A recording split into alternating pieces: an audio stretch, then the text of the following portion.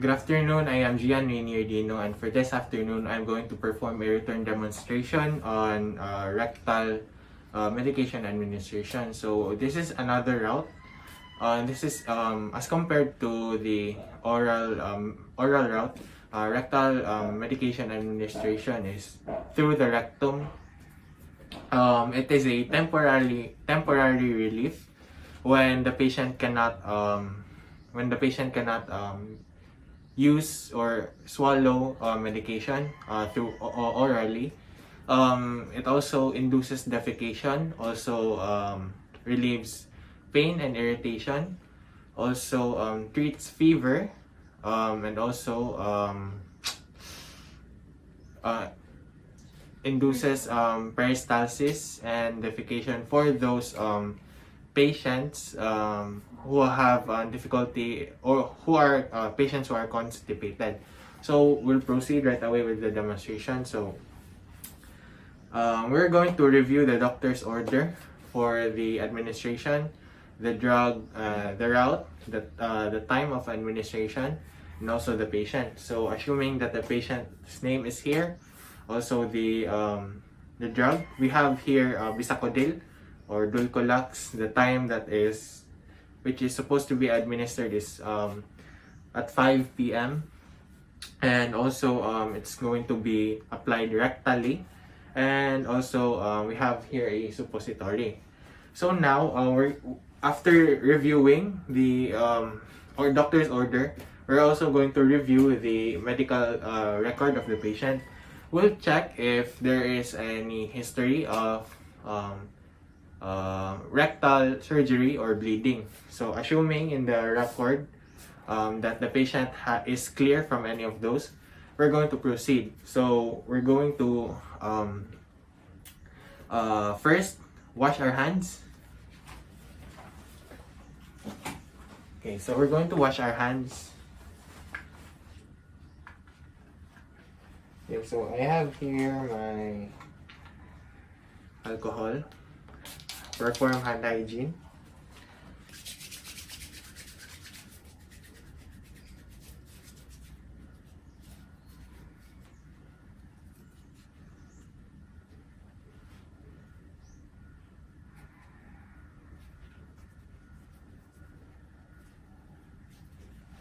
So after washing our hands, we're going to first identify the patient.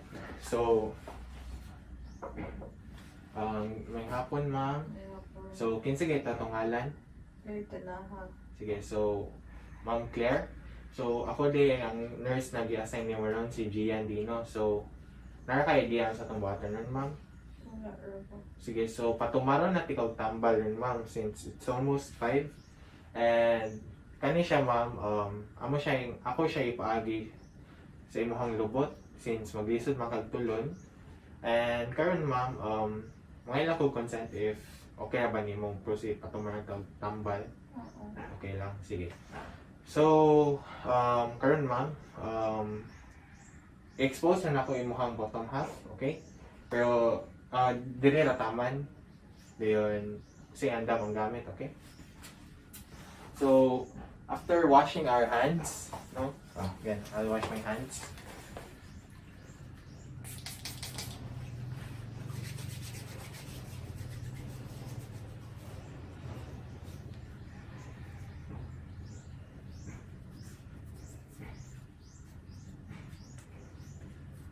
So after washing our hands, we're going to apply the disposable sheet under the patient's on the patient's bed top sheet. So this is to avoid soiling the bed of the patient. So, karon ma'am, samukon sa tinukadyot ha. So, kusa ning i-buklat sa ilalom sa imo ha. Okay? So, sana mo pa kung dyan. Sige, so makahinda ka ito, makatakilid ka. Wala lang ha. Okay.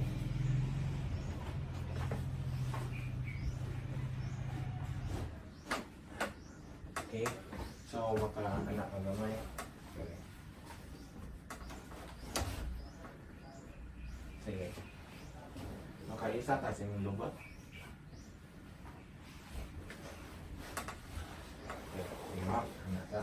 So we have already applied the disposable sheet. What we're going to do is again provide privacy for the patient. This is to ensure patient's privacy. We're going to ensure privacy. We're going to close the curtains and windows. So karon ma'am, since sirado na ang pag-imuhang kurtina, proceed na ta ha. Sige ma'am. So karon ako sa ni-drape or ako sa i-expose ni imong kuan ma'am ha, bottom half. Sige. So we're going to drape the patient and expose only the bottom half. Sige, ana lang ma'am.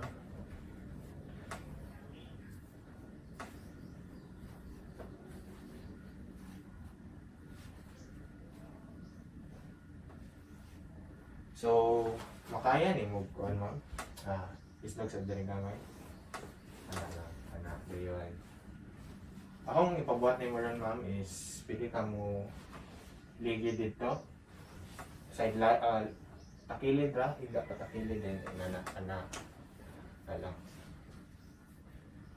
So we're going to only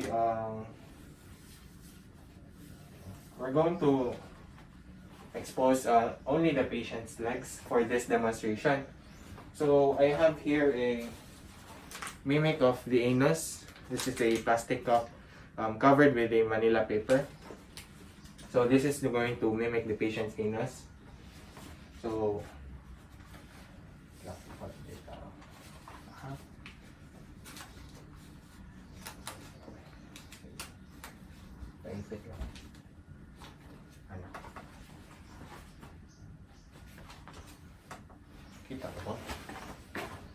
okay, so assuming this is already the exposed anus of the patient, now we can proceed with the assessing or inspecting of the patient's external anus. So we have here our gloves. Okay, we're going to use clean gloves for this. So we're going to expose the external anus first. And then after inspecting that part, we're going to palpate the canal of the patient.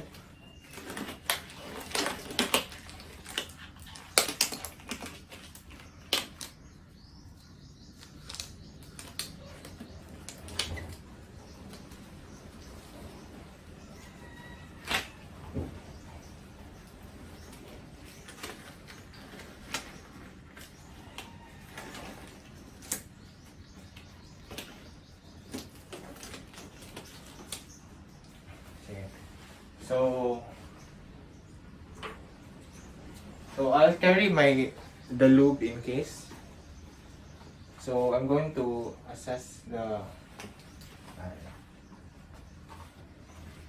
So we're going to assess the patient's external anus first. So retract the buttocks and separate each buttock to fully expose the anus.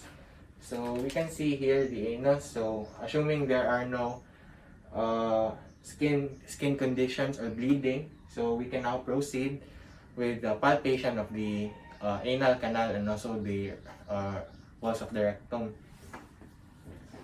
So we have here our lube. I'm going to use my left hand since I am left-handed.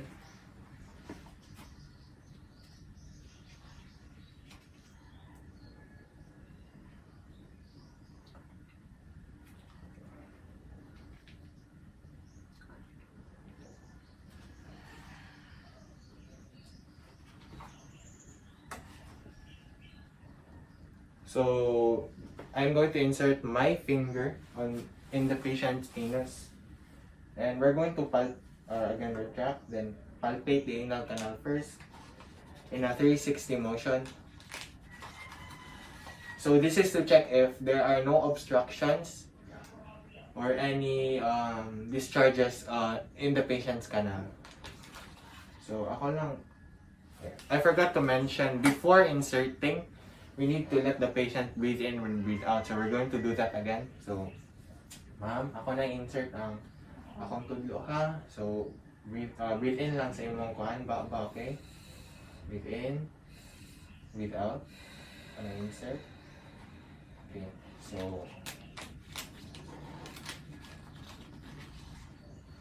so ako na push gamay, ma'am ha.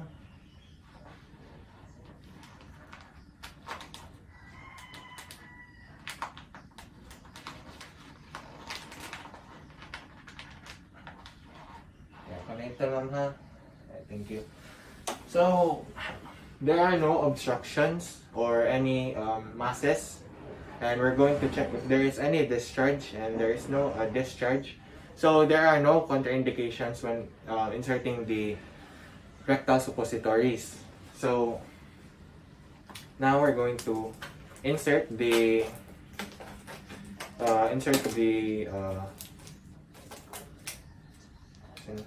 suppository inside the patient. So turn the glove inside out.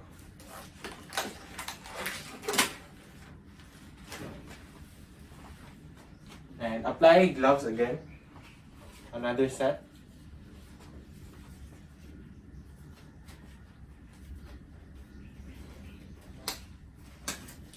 Okay na kaya, ma'am? Oo, pero... Okay, so, antos ang gamay, ma'am ha. Kaya ako na ipasulod ang... ako na ipasulod ang... tambal sa inyong lubot, okay? Okay. Sige. Kalma daw, ma'am. Dali lang eh. Okay.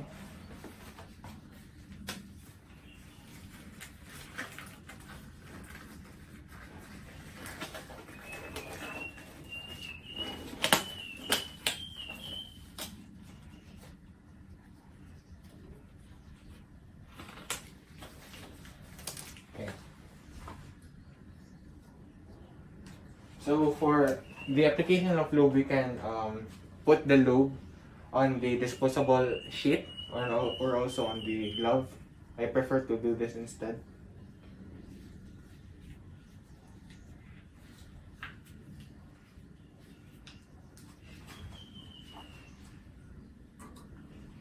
So we have here our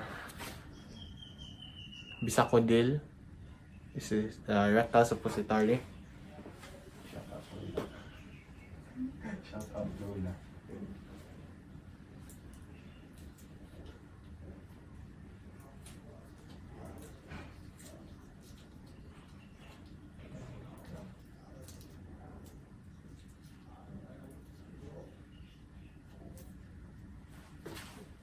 So we have already extracted the suppository from the wrapper. So we're going to insert the suppository. Lube the rounded part first. So medyo danlog siya para wala ra po'y problema sa pagpasok sa iyahang lubot. Okay. So, ma'am, nana ko ang tambal, ako na-insert ha.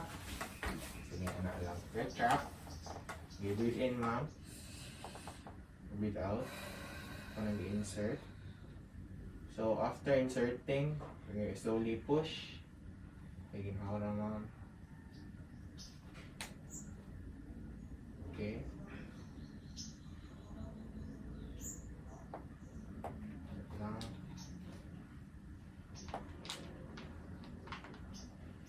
Okay.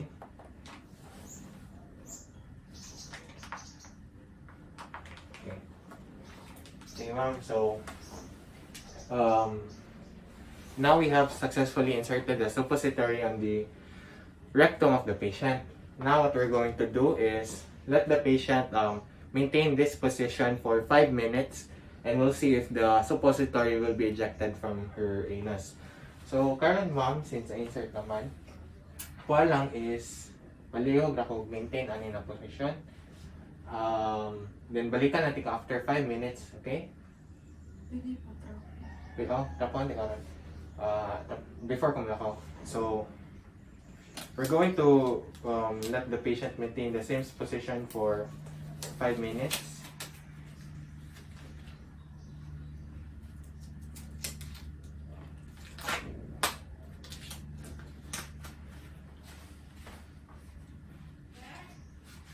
And then wipe.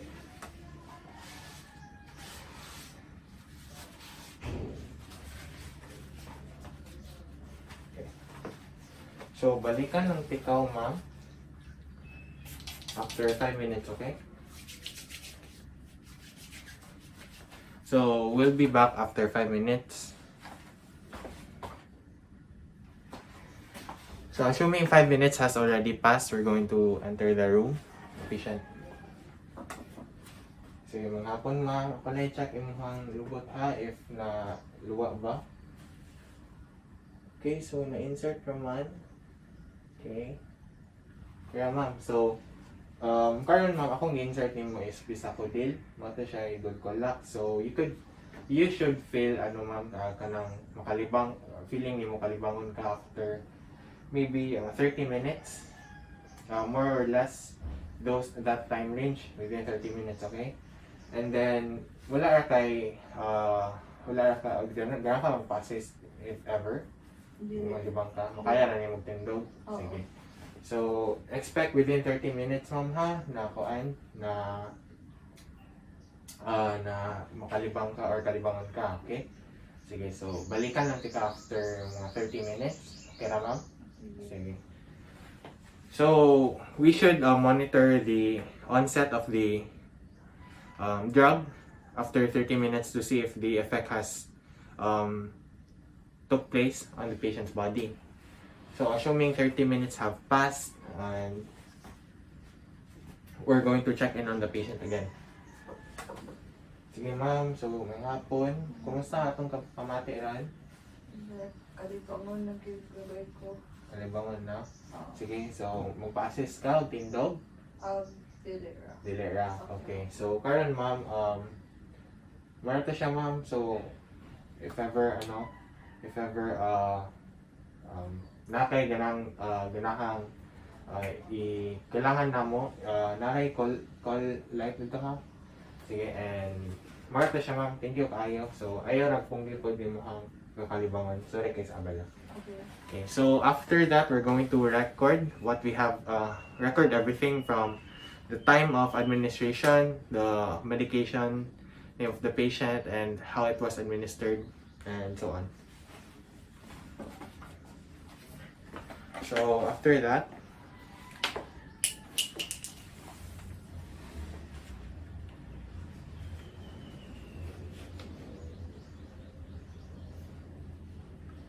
so after recording, that is the end of my return demonstration for rectal medication administration, and thank you for watching.